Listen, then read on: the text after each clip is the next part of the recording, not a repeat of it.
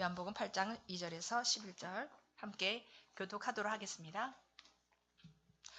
아침에 다시 성전으로 들어오시니 백성이 다 나아오는지라 앉으사 그들을 가르치시더니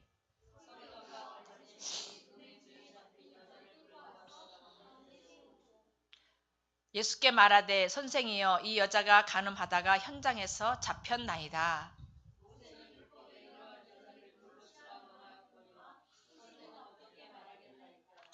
그들이 이렇게 말하면 고발할 조건을 얻고자 하여 예수를 시험함이로라. 예수께서 몸을 굽히사 손가락으로 땅에 쓰시니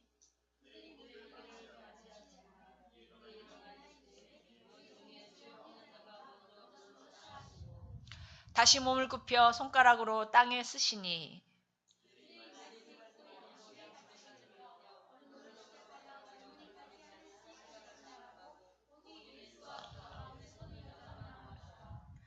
예수께서 일어나사 여자 외에 아무도 없는 것을 보시고 이르시되 여자여 너를 고발하던 그들이 어디 있느냐 너를 정죄한 자가 없느냐 같이 읽습니다.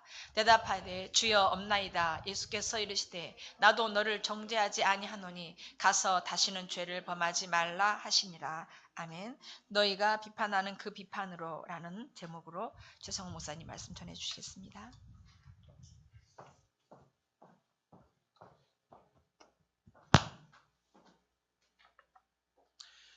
오늘도 이렇게 화요 중보 예배 가운데 나오신 여러분들을 주님 이름으로 사랑하고 축복합니다. 우리 옆에 있는 분들께 다시 한번 인사했으면 좋겠습니다.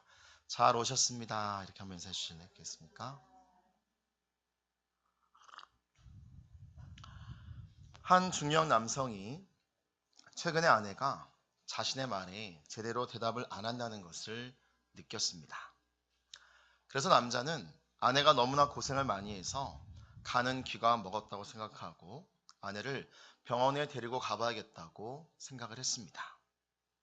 그러나 아내의 가는 기 먹은 상태가 남편의 짐작뿐이기에 그는 먼저 아내가 어느 정도의 거리에서 못 알아듣는지를 테스트하기로 했습니다. 어느 날 남편은 퇴근 후 현관문으로 들어오면서 저녁을 준비하는 아내에게 여보, 오늘 저녁은 뭐야? 라고 물어봤습니다. 그러나 아내는 아무런 대답이 없습니다. 너무 멀어서 못 알아듣나 보다 싶어서 남편은 조금 더 다가가서 이제는 응접실에서 물어봅니다. 여보, 오늘 저녁이 뭐야? 그러나 이번에도 아내는 아무런 대답이 없습니다. 남자는 속으로 생각하기를 여기도 부엌까지는 너무 먼가 싶어서 더 가까이 다가가 부엌 입구에서 다시 한번 물어봅니다. 여보, 오늘 저녁이 뭐야? 그러나 여전히 아내는 대답이 없었습니다. 남자는 속으로 생각하기를 도대체 여기서도 안 들리나 싶어서 아내의 귀에 상당한 문제가 있다고 생각을 했습니다. 그리고 아내 곁으로 다가가서 아내 등에 살포시 손을 얹으면서 질문을 되풀이합니다. 여보, 오늘 저녁이 뭐야? 그때 아내가 갑자기 획 돌면서 하는 말. 아니 도대체 내가 칼국수라고 몇 번을 말해 알아듣겠어? 도대체 몇 번을? 이렇게 이야기하더랍니다. 알고 보니까 아내의 청력에 문제가 있는 것이 아니라 문제는 남편 자신의 청력에 문제가 있었던 것입니다. 이렇듯 우리는 자기 자신에게 문제가 있음에도 불구하고 종종 자기 자신에게 문제가 있다고 인정하기보다는 다른 사람들에게 문제가 있다고 생각하는 경우가 많습니다. 누가복음 6장 41절의 말씀처럼 형제의 눈 속에 있는 티는 보고 자기 눈 속에 있는 들보는 깨닫지 못하는 경우가 너무나도 많다는 것이죠. 오늘 본문에서도 우리는 이러한 사람들을 만나볼 수 있습니다. 그날 아침에도 예수님께서는 연날처럼 성전에 앉아서 많은 사람들에게 복음을 전하고 계셨습니다. 바로 그때였습니다. 서기관과 바리새인 무리들이 한 여인을 사로잡아가지고 성전 안으로 들어오고 있었습니다. 그 여인의 옷매무새는 많이 흐트러져 있었고 머리는 헝클어져 있었습니다. 그 여인은 고개를 푹 숙인 채 마치 도살장에 끌려가는 가축 마냥 그저 끌려오고 있었습니다. 반면에 서기관들과 바리새인 무리들은 의기양양하게 그리고 기세등등하게 여인을 끌고 옵니다. 그리고 그 여인을 예수님 앞에 세우고는 예수님께 따지듯이 묻습니다. 선생이요, 이 여자가 간음하다가 현장에서 잡혔습니다. 모세의 율법에 의하면 이러한 여자를 돌로 쳐서 죽이라고 명하셨는데 선생님께서는 어떻게 말하겠나이까? 그렇습니다. 모세의 율법에 따르면 방금 이 사람들이 말한 대로 이 여인은 간음하다가 현장에서 붙잡혔기 때문에 현장에서 사람들에게 돌에 맞아 죽는 것이 당연했습니다. 그런데 이들은 왜 예수님께 이 사건에 대해서 어떻게 해야 할지를 물어보는 것일까요? 이 사람들이 진짜로 이러한 여인을 어떻게 처리해야 되는지를 모르는 것일까요? 아닙니다. 이 사람들은요, 이 여인을 어떻게 처리해야 하는지를 모르는 사람들이 아닙니다. 이들은 서기관들과 바리새인들이었습니다. 서기관들이 누구입니까? 서기관들은 이스라엘의 바벨론 포로기 시대 때부터 율법을 연구하고 또한 그 사본을 베끼는 그러한 사람들이었습니다.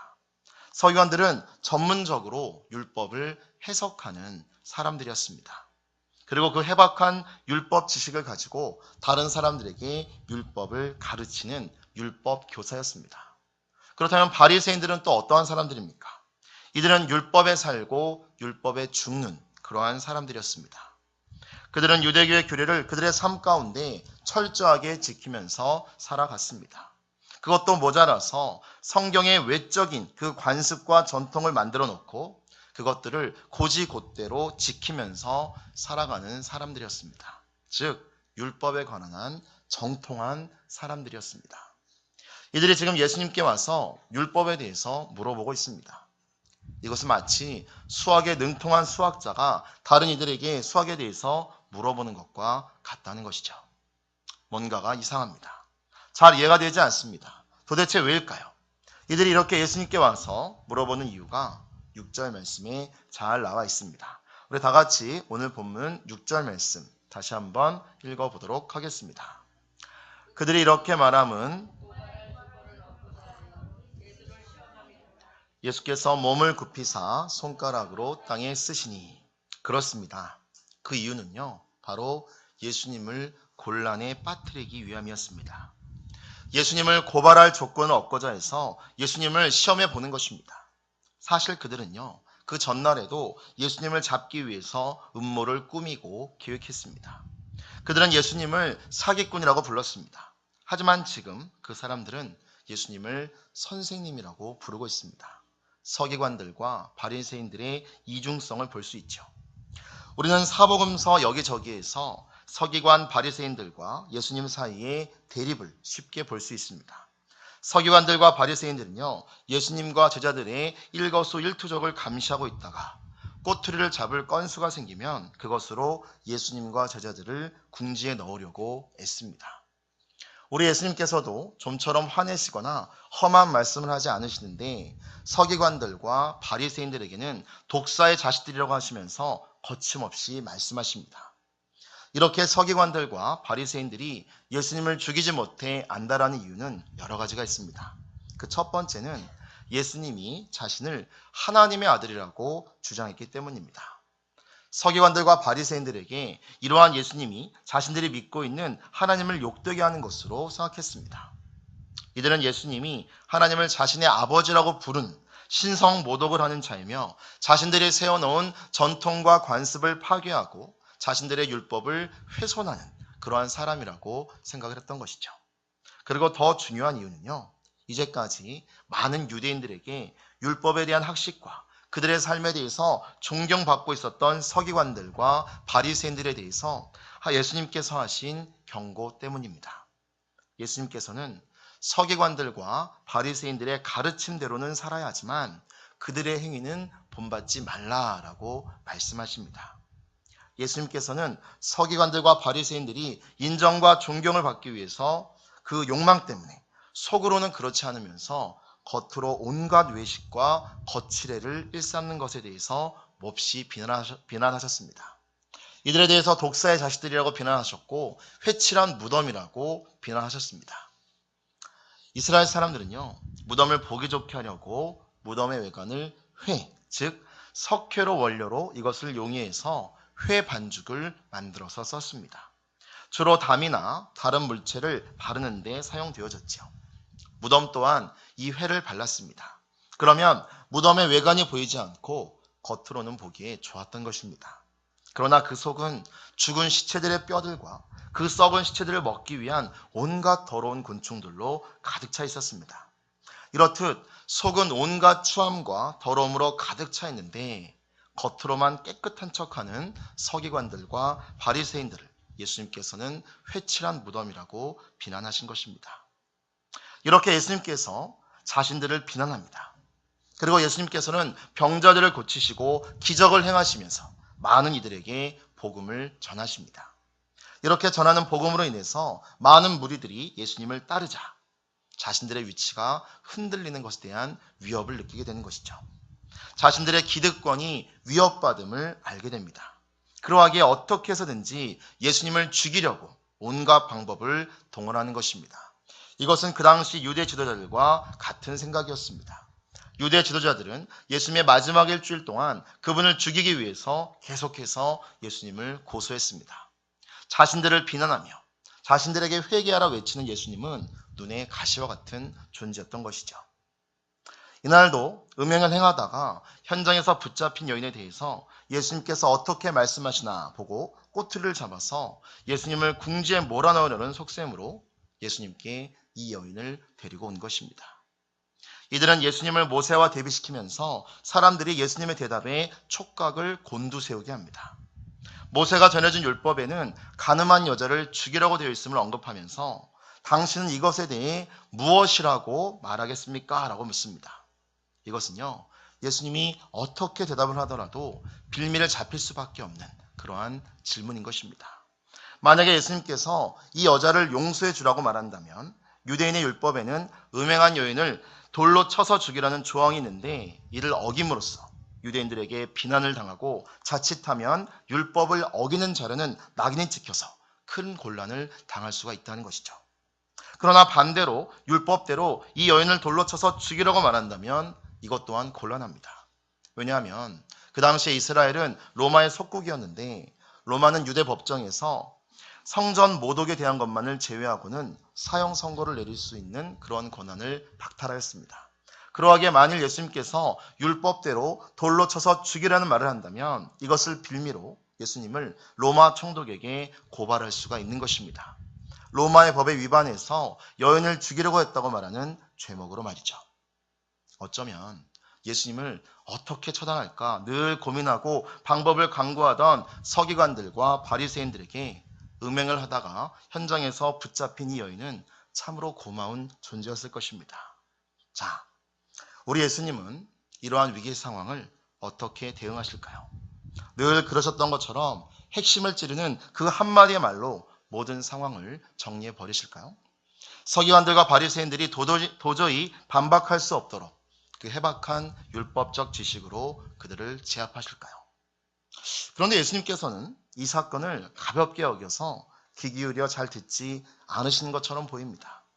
예수님께서 갑자기 몸을 굽히시더니 손가락으로 땅에 뭐라고 쓰시기 시작하십니다.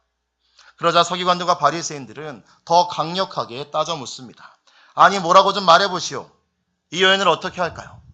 돌로 쳐 죽일까요? 아니면 용서해 줄까요? 그렇게 땅바닥에 뭔가 쓸 것이 아니라 이렇게 하라 저렇게 하라 말 좀 해보시오 라고 하면서 아주 신이 나서 따지기 시작합니다. 예수님이 손가락으로 땅에다 무엇인가를 쓴 행동이 뭔가 할 말이 없으니까 당황해서 하는 행동으로 생각을 했던 것입니다. 그들은 예수님께 계속해서 질문을 해댑니다. 예수님께서 안 듣는 것처럼 보이자 기세가 더욱 등등해졌습니다. 그들은 이번에만은 틀림없이 그를 꼼짝 못하게 만들었다고 생각한 것입니다. 사람들의 엄성은 점점 더 커집니다. 서기관들과 바리새인들은 예수님께 삿대질하면서 빨리 해결책을 내놓으라고 따집니다. 바로 그때였습니다. 예수님이 일어나서 조용하게 말씀하십니다.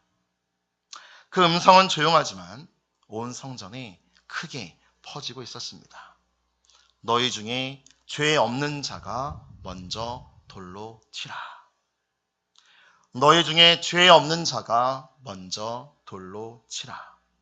그러더니 예수님께서는 다시 몸을 굽히시고 손가락으로 뭔가를 땅에 부지런히 적으십니다. 그리고 그 순간 갑자기 정적이 찾아왔습니다. 예수님께 삿대질을 대며 어서 해결책을 내놓으라던 외치던 그 서기관들과 바리새인들은 갑자기 꿀먹은 벙어리가 되었습니다. 그러더니 손에 든 돌멩이를 놓고 하나씩 하나씩 그 자리를 떠납니다. 제일 나이가 많은 어른들로부터 시작해서 젊은이까지 멍한 표정으로 그 자리를 떠납니다. 그리고 마침내 그곳에는 예수님과 예수님 앞에 서 있었던 그 여자만 남았습니다. 그제서야 땅에 쓰시던 것을 멈추시고 예수님께서는 일어나셔서 주위를 둘러보시고 여자에게 묻습니다. 여자여, 너를 고발하던 그들이 어디에 있느냐? 너를 정죄한 자가 없느냐? 그러자 여자가 대답합니다. 주여, 없나이다. 계속해서 예수님께서 말씀하십니다. 나도 너를 정죄하지 아니하노니 가서 다시는 죄를 범하지 말라. 왜 그토록 음행을 범하다가 현장에서 붙잡힌 여인을 금방이라도 돌로 쳐 죽일 것 같았던 서기관들과 바리새인들은 예수님의 그 한마디에 모두들 꿀먹은 벙어리가 되어서 그 자리를 떠났을까요? 그것은 예수님의 그 한마디가 바로 그들의 양심의 정곡을 찔렀기 때문입니다. 너희 중에 죄 없는 자가 먼저 돌로 치라. 바로 그들도 죄인이었기 때문입니다. 겉으로는 선한 체하고 의로운 척하지만 그 속은 온갖 죄로 추한 것들로 가득 차 있는 자들이었기 때문이죠. 그러하기에 예수님의 그 한마디에 손에 쥐었던 돌을 내려놓고 갈 수밖에 없었던 것입니다. 그리고 어른들로부터 먼저 그 자리를 떠난 것은 아무래도 젊은이들보다는 어른들이 더 많은 죄를 저질렀기 때문입니다.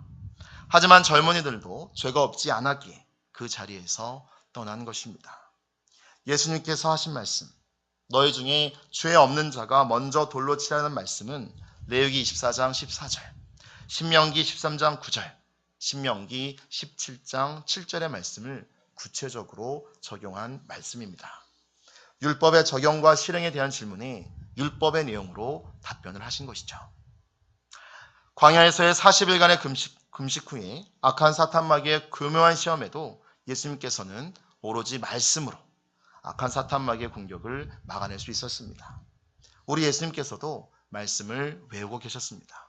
말씀에 능통하셨습니다. 그렇습니다. 말씀은요, 우리의 무기인 것입니다.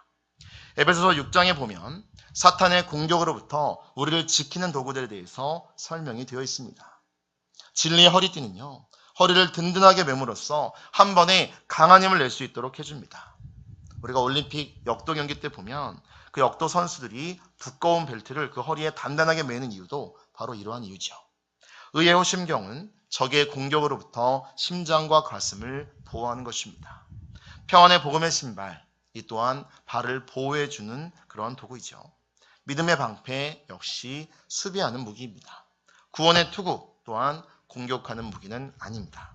오로지 영적 전쟁에서 공격 무기는요, 바로 성령의 검, 곧 하나님의 말씀인 것입니다.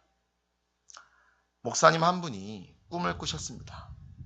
영적 전쟁이 한창이었습니다.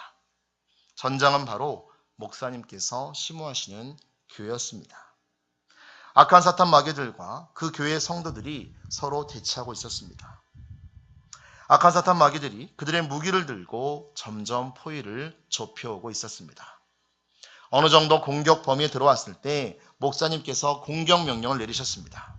그 교회 성도들은 각자 자신의 칼집에서 각각의 성령의 검을 뽑아 들었습니다. 그 기세에 악한 사탄 마귀들은 움찔했습니다. 하지만 곧 악한 사탄 마귀들의 얼굴에는 웃음이 가득해졌습니다. 그것은 비웃음이었습니다. 그 교회들의 성도님들이 뽑아든 칼이 하나같이 제대로 된 칼이 없었던 것입니다. 어떤 칼은요, 너무나도 짧아가지고 아무리 적을 찔러도 목숨에는 전혀 지장이 없을 정도의 길이었습니다. 어떤 칼은 크고 길며 멋지기는 한데 다 녹슬어 있어서 그냥 손으로 툭 하고 치면 부러지기 일보 직전이었습니다. 어떤 칼은요, 아예 칼날이 없고 그냥 손잡이만 있었습니다. 이제 악한 사탄 마귀들은 경계를 풀고 웃으면서 그들의 무기들로 성도들을 향해서 내리치려고 합니다. 그때였습니다. 갑자기 성도들의 진영에서 한 꼬마 소년이 뛰어나오면서 자기의 칼을 뽑아들었는데 그 칼은 아주 길고 크고 두꺼웠습니다. 그리고 양날검이었습니다. 서슬이 시퍼렇게 갈린 칼이었습니다. 그 소년이 한번 칼을 웅 하고 휘두를 때마다 마귀들이 가을바람에 낙엽들이 떨어져 나가듯이 나가져 자빠집니다. 이쪽으로 웅 하면 이쪽에서 우수수 나가 떨어집니다. 저쪽으로 한번 웅 하면 저쪽에서 우수수 떨어져 나갑니다. 그 교회의 한 집사님의 아들이었습니다. 초등학교 3학년 소년이었는데 그 소년은 어리지만 매일 말씀을 읽고 묵상하고 또 그 어떤 어른들보다도 많은 말씀을 암송하고 있는 소년이었다고 합니다. 그리고 목사님께서 꿈에서 깨어나셨다고 합니다. 목사님은요, 이 꿈을 그 주 주일 예배 때 설교 시간에서 말씀하셨습니다. 많은 교인들이 회개하며 그 교회는 말씀으로 충만한 교회가 되었다고 합니다. 그렇습니다. 하나님의 말씀만이 영적 전쟁에서 승리할 수 있는 유일한 공격 무기인 것입니다. 사랑하는 월드와이드 교회 가족 여러분, 항상 무기를 지니고 다니시길 바랍니다. 말씀이라는 무기를, 그 강력한 무기를 항상 지니고 다니시기를 바랍니다. 매일 말씀을 읽고 묵상하고 또 암송하셔서 악한 사탄 마귀의 공격에 승리하시는 여러분들 되시기를 바랍니다. 자, 다시 본문으로 돌아와서 오늘 말씀을 통해서 우리에게 주시는 교훈은 무엇입니까? 그렇습니다. 우리는요, 그 어느 누구도 정죄할 수 없는 죄인들입니다. 우리는 그 어느 누구도 비판할 수 없는 비판받을 것이 많은 사람들인 것입니다. 하지만 우리는 우리의 이러한 모습을 종종 잊은 채 살아갑니다. 아까 앞에서도 말씀드렸지만 내 눈에는 들보가 있는데 다른 사람들 눈 안에 있는 티끌을 보고 그 티끌을 빼라고 손가락질하면서 비판하면서 살아가는 것이 바로 우리들의 모습이라는 것이죠. 이 세상의 모든 사람들은 다 죄인이기에 그 어느 누구도 다른 사람들을 판단하거나 비판할 자격이 없습니다. 비록 그 대상이 오늘 본문에서처럼 현장에서 음행을 하다 붙잡혀온 분명한 죄인이라 할지라도 말입니다. 예수님께서는 오늘 10절 말씀에서 이 사실을 분명하게 밝혀주십니다. 한글 개역개정 성경에는 너를 정죄한 자가 없느냐라고 되어 있는데 이 부분을 영어 성경으로 보면 Did no one condemn you라고 쓰여 있습니다. 즉 no one, 즉 이 세상에 그 어느 누구도 너를 정죄할 자는 없다는 것입니다. 오직 정죄하시고 심판하실 수 있는 분은 우리 하나님 한 분밖에 계시지 않다는 것이죠. 사랑하는 월드와이드 교회 가족 여러분, 다른 사람들을 비판하시거나 정죄하지 마시길 바랍니다. 이제까지 남편을 비판하고 아내를 비판하고 시어머니를 비판하고 며느리를 비판하고 직장 상사를 비판하고 교회 다른 분들을 비판해왔다면 오늘 이 말씀을 통해서 회개하는 시간 갖기를 바랍니다. 예수님께서는 비판하는 자들에게 마태복음 7장 1절과 2절에서 이렇게 말씀하십니다. 비판을 받지 아니하려거든 비판하지 말라. 너희가 비판하는 그 비판으로 너희가 비판을 받을 것이요 너희가 헤아리는 그 헤아림으로 너희가 헤아림을 받을 것이니라. 너희가 비판하는 그 비판으로 너희가 비판을 받을 것이요. 이 말씀은요, 참으로 맞는 말씀입니다. 우리는 우리의 삶 가운데서 이러한 상황을 종종 경험하죠. 만약에 제가 누군가 밥을 먹을 때 입에 아주 더럽게 음식물을 묻히면서 먹는 것을 보고 그 사람을 판단하고 비판하면 어느샌가 입에 음식물을 묻히면서 먹는 제 자신을 발견하게 된다는 것입니다. 건망증이 심한 사람에게 잘 잊어버린다고 핀단 주거나 비판하면 어느새 건망증에 시달리고 있는 자기 자신의 모습을 보게 된다는 것이죠. 이렇듯 성경에서 말하고 있는 것처럼 내가 비판하는 그 비판으로 내가 비판을 받게 되어 있다는 것입니다. 사랑하는 월드와이드 교회 가족 여러분, 비판하지 말고 축복하시는 그러한 삶을 사시기를 바랍니다. 내가 다른 사람들을 축복하면요, 그 축복을 받은 사람이 축복을 받을 그릇이 되지 않으면 그 축복이 나에게, 자기 자신에게 돌아온다고 합니다. 자, 지금부터 이 시간부터 만나는 분들마다 서로 축복해 주시기 바랍니다. 그러면 어느샌가 그 축복이 나에게 임하고 있는 것을 보게 된다는 것이죠. 자, 우리 축복하는 실습을 한번 하도록 하겠습니다. 자, 우리 옆에 좀 가까이 계신 분들을 좀 보시면서 서로 이렇게 좀 축복했으면 좋겠습니다. 집사님 축복합니다. 권사님 축복합니다. 그렇게 해주시고요. 자, 이제는 구체적인 것으로 좀 축복을 해주십시오. 어떤 축복을 할까요? 평생 동안 건강하십시오. 이렇게 축복한다든지, 아니면 부자 되세요. 이렇게 축복하신다든지, 아니면 지금 여러 가지 어렵고 힘든 일들이 다 해결되십시오. 라고 축복해 주신다든지, 아니면 자녀들을 위해서 좀 축복하시는 그런 여러분들 됐으면 좋겠습니다. 자, 그런데도 꼭 누군가를 내가 비판하고 싶다. 너무나 억울하고 막 뼈에 사무치고 그래가지고 비판하고 싶다. 그럼 여러분, 내가 직접 상대방을 비판해서 죄 짓지 마시고요. 하나님께 기도하면서 이르시길 바랍니다. 토로하시길 바랍니다. 그러면 우리 하나님께서 아주 공정하게 여러분의 마음을 아프게 한 그분에 대해서 아주 적절한 조치를 취해 주실 것입니다. 오늘 여인과 예수님의 사건을 통해서 우리에게는 누군가 다른 사람들을 비판할 자격이 없다는 것을 다시 한번 알게 되었습니다. 다른 사람들을 비판함으로써 비판받는 사람이 아니라 다른 사람들을 축복함으로 축복된 인생을 살아가시는 우리 월드와이드 가족 모두가 되기를 바랍니다. 자, 마지막으로 이렇게 설교를 마치면 뭔가 궁금한 것이 남아있을 것 같습니다. 과연 예수님께서는 땅에다 도대체 무엇을 쓰신 걸까요? 물론 우리 예수님께서 무엇을 땅에다 쓰셨는지는 아무도 알 수 없습니다.